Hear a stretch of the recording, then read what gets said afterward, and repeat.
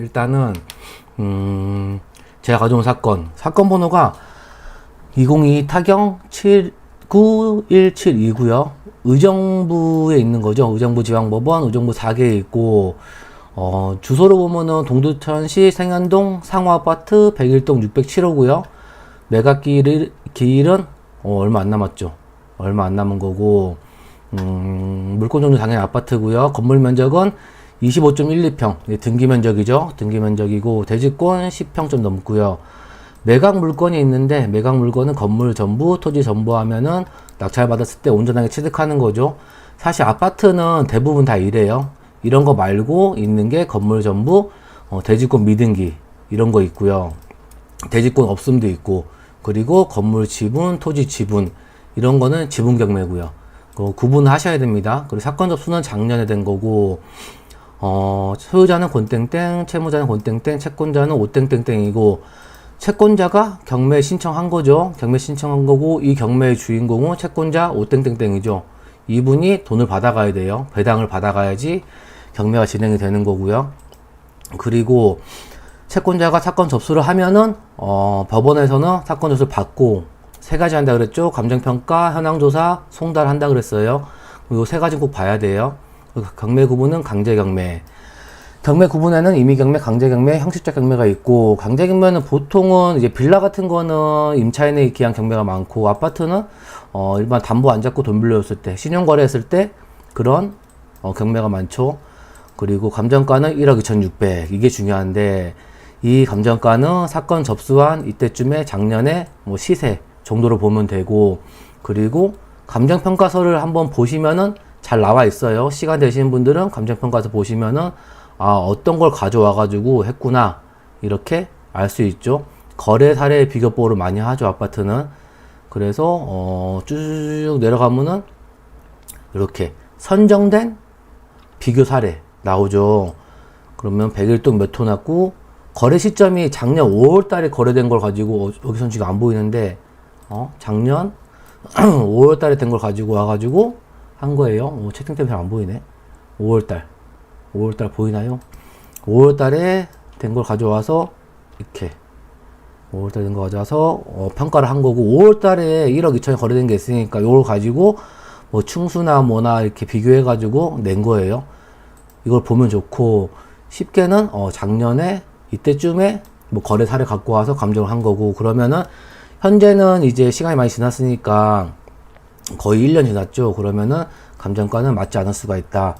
그러니까 조사를 해봐야 되고, 손품도 팔고, 부동산 가서 임장도 해가지고 시세를 파악해야 되는 거예요. 자, 이렇게 보는 게 기본 사항이고, 그리고 여기 앞에 나와 있는 뭐 건물 내역이랑 토지 이용 계획이랑 현황 유치 이런 것도 보시면 좋아요. 부동산 현황. 근데 전 잘 안 보죠. 시간 관계상 많이 안 보는 거고, 등기 사항을 보는데 등기 사항은 대부분은 문제가 없어요. 말소기준 권리랑 찾아야 되는데, 말소기준 권리가 될 수 있는 권리는 뭐 저당권, 근저당, 압류, 가압류, 담보가 등기, 전세권, 그리고 경매 기입 등기 이런 거, 강제 경매, 임의 경매 이런 거라고 이제 배우는데, 대부분은 근저당권이 말소기준 권리가 돼요. 그 중에서 날짜가 제일 빠른 거니까, 여기서는 말소기준 권리가 될 수 있는 후보는 근저당권, 가압류, 강제, 압류 중에 날짜가 제일 빠른 얘죠.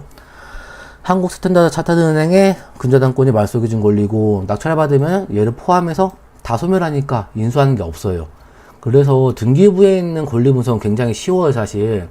쉽고, 그 다음에 볼 게 위에 임차인 자료인데 점유자가 누가 있나. 근데 이렇게 뭐 근저당권도 있고, 근저당권이 많이 있는 경우에는 대부분은 소유자가 점유하고 계세요. 아니면은 소액 임차인이나 아니면 무상거주자. 근데 여기는 임차인 자료가 없다고 나오니까 법원에서 현황조사 간 거를 보는 거죠. 현황조사 가는 거를 보면은 채무자, 소유자, 점유. 그러면 채무자, 소유자 명도하시면 됩니다. 어렵지 않죠. 어렵지 않고, 법원에서 현황조사를 작년 8월에 갔는데 거기 갔을 때 뭐 조사한 걸 다 적어 놓은 거예요. 그래서 한번 참고로 보시면 되고, 그리고 매각 물건 명세서도 보는 게 좋은데, 이런 경우에는 거의 매각 물건 명세서에 특별한 게 없죠. 특별한 게 없어요. 이런 거는 조사된 임차 내역 없음, 다 빈칸이죠. 빈칸이니까 뭐 특이사항이 없는 거고, 최선순위 설정이 말소기준 권리가 되는 거고, 이렇게 매각 물건 명세서도 참고를 하시고, 자, 그러면은 요거는 평범한 물건인 거예요. 뭐 인수한 것도 없고, 이런 물건을 가지고 우리는 시세 조사를 해가지고 뭐 수익 입찰가 산정표에 넣어서 수익률을 계산해보고 입찰하면 되는 겁니다. 이게 되게 간단한 경매의 한 가지 유형이고, 대부분 아파트는 이런 거고요. 그러면 한번 지도 볼게요. 지도 보면은 물론 어려운 것도 있어요. 어려운 것도 있는데 그런 거 우리 잘 안 하죠. 안 하니까 요렇게 볼게요. 개발 정보. 이 다울 지도는 개발 정보 보기 좋아서 본다고 했죠. 이렇게 보자마자 여기 옆에 재건축하는 아파트 나와 있고, 뭐 올해 다 지어지나 봐요. 지어지는 게 있고, 그리고 이렇게 봤을 때는 동두천 중앙역에서 멀지 않죠. 이 정도면 도보가 가능할까요? 도보 가능할까? 한 900m 정도. 걸어가면 좀 멀긴 하네요. 좀 멀 테고, 그리고 특별한 게 있나요? 동두천을 저도 안 가봤는데 사실 좀 멀죠. 사실 보면은 서울에서 쭉 가야 돼요. 너무 많이 올라가긴 하는데, 양주 지나서, 그래서 다울지도 보게 되면은 이렇게 양주 옥정 신도시 지나서 더 올라가야 돼요. 그래서 이쪽에 만약에 사시는 분이나 관심 있는 분 계시면은 가셔가지고 한번 임장 가보시면 좋을 것 같은데, 근데 아파트 자체가 어떨까요? 잠깐 어디 갔어? 이렇게 보면 상호 아파트, 이름 들었을 때는 좀 오래돼 보이는 아파트인데, 이렇게 이 아파트예요. 이 아파트고, 보자마자 보이는 거는 이렇게 기와 있고 외벽이 이러면은 좀 오래된 거죠. 사실 오래된 거고, 이렇게 들어갔을 때 그래도 슈퍼마켓이 있네. 정육점도 있고, 이렇게 이런 아파트고, 그리고 밖으로 나왔을 때는 여기 내려와 볼까요? 내려와 보면은 약간 좀 한적해 보여요. 여기가 우리 아파트 물건지고, 나오면 사실 뭐 되게 벅적벅적한 동네가 아니고 이렇게 한적한 동네입니다. 한적합니다. 근데 여기 버스 타는 데 있네. 바로 앞에. 위쪽은 약간 타운하우스처럼 동네가 형성돼 있어요. 요거 참고하시고요. 한번 시세가 얼마일까요? 시세가 얼마인지 볼게요. 시세 보면은 우리 면적 봐야죠.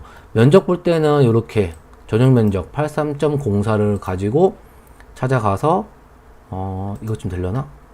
83.04 전용 면적이죠. 경매에서 면적이 전용 면적 나오니까 전용 면적을 찾아서 보면 되고, 공급 면적은 32평형, 보통 우리가 부르는 32평형이고, 방 3개, 화장실 2개죠. 도면 잠깐 볼게요. 도면 보면은 방 3개에 화장실 2개, 다용도실이 가운데 있네. 좀 특이한 구조네요. 그리고 주방, 거실 있고, 발코니, 뒷발코니 있고, 요거 확장했을까? 확장하는 게 많이 있었을까? 그리고 여기에 문이 이렇게 돼 있으면 보통 여기가 중문이 없죠. 중문이 없는 아파트일 거로 예상이 되고요. 우리 계속 볼 때 이런 구조 많이 봤죠. 중문 없는 아파트. 여기다가 중문을 세우기도 하고, 공사해서. 사진 보면은 방금 봤던 로드뷰처럼 이렇게 아파트. 이거 복도식이네. 얘는 복도식이고, 우리 물건은 복도식이 아닐 것 같은데, 계단식일 것 같은데, 복도식도 있어요. 그리고 이렇게 좀 오래돼 보이는 아파트. 놀이터는 이쁘게 해놨네. 바닥 바꿨겠다. 이거 바닥 바꾼 걸 테고, 평상 우리 어머니나 할머니들이 앉아 계실 수 있고, 요렇게 요런 아파트고, 지어진 지는 1991년 1991년이니까 지금 재건축하는 것들이 보통 1980년대 초반, 이제 초중반께 재건축 들어가고 있죠. 그런 것도 한번 예상을 해볼 수가 있어요. 그럼 실거래가가 있습니다. 1억 2,400. 이게 지금 작년에도 여기는 크게 요렇게 1억 4천까지만 갔다가 큰 변화는 없네요. 시세가 이렇게 했다가 살짝 내려왔고, 올해 사례가 1억 2,400이 있고요. 그리고 호가를 볼까? 호가가 106, 요거지. 호가를 보면은 1억 4천, 1억 3,500, 1억 2,500, 1억 2천은 11층. 1억 2천이 있네. 그리고 1억 2,500, 1억 3천, 1억 2,500, 1억 2,500에 내부로 보면은 1억 6천짜리는 이렇게 중문을 만들었죠. 중문 만들고 약간 손을 본 게 장판이네. 바닥이 장판으로 되어 있고 그나마 깔끔하게 되어 있는 게 한 1억 6천. 근데 이게 약간 화장실 리모델링 안 했구나. 약간 소액으로 할 수 있는 것 같아서 가져온 거고, 그러면 우리는 이걸 매매가를 입찰가 산정표에 한번 넣어 볼게요. 넣어보면 이렇게 지난번 했던 게 있네. 현재 받으면 한 1억 2,500 정도에는 팔 수 있지 않을까 라고 예상을 하고 가정을 하고요. 그리고 우리가 지금 1억 2,600이었네. 그리고 8,800이 최저가죠. 8,800이 최저가면은 8,900? 9,000. 9,000 정도 쓴다. 9,000 정도 쓴다 그러면은 우리 대출 한 70% 나오죠. 보통 요새 대출 70% 잡고 금리 5%. 오늘도 막 통화했었는데 금리 뭐 4%대 많이 있더라고요. 그래도 우리 5%로 여유 있게 잡을게요. 여유 있게 잡고 연이자 한 달 이자가 한 26만원 나갑니다. 그리고 명도 비용 130만원 130만원 정도 잡고 법무 비용 좀 많이 잡자. 100만원 잡고 필요한 현금 한 3천만원 정도 필요해요. 3천만원 정도 필요하고 현재 시세로 팔면은 3,500 남는 거. 요 정도면 괜찮죠. 그리고 입찰가 쓴 것도 사실 70% 넘겼어요. 근데 좀 더 괜찮다 싶으면 더 써도 되죠. 더 써도 되는데 일단은 72%만 쓰고, 근데 좋은 점은 잠깐 봤었는데 전세가 한 1억 1천이에요. 전세가 1억 1천. 그럼 전세로 요거를 준다고 해도 1억만 줘도 사실 괜찮죠. 그리고 이렇게 오래된 거는 리모델링도 생각해가지고 리모델링 해서 1억 1천에 전세 주면은 괜찮죠. 그러면은 플러스피 되죠. 1억 1천 받으면은 한 1,000만원? 좀 넘게 튀어나오죠, 돈이. 요런 거는 되게 괜찮지 않나 싶어요. 그래서 가져온 거고, 정리하면은 이 사건은 동두천시에 있는 상호 아파트인데 일단 강제 경매고요. 강제 경매고 보시면은 후순위 채권자의 경매죠. 강제 경매고 현재로서는 무행이 안 됩니다. 무행이 안 되고 감정가 1억 2,600 나왔는데 지금 호가가 1억 2천부터 1억 6천까지 있고 실거래가가 1억 2,400만원 찍힌 게 있어요. 그럼 한 1억 2,500 정도에 팔 수 있다고 보고 한 9천만원대 투자하면은 한 3,500 남아요. 필요한 돈은 3천만원. 그리고 비과세 매도했을 때 3,500 남고 되게 굉장히 괜찮죠. 그런데 여기서 전세로 한 1억 천에 주면은 바로 한 1,500만원 정도 튀어나오죠. 튀어나오고 2년 뒤에 팔면은 또 한 2천만원 남죠. 그런 식으로 투자하면 좋죠. 이거는 그런 식으로 투자하면 좋은 아파트라서 관심 있는 분은 한번 가보시면 좋을 것 같습니다. 다음 사건 한번 볼게요. 다음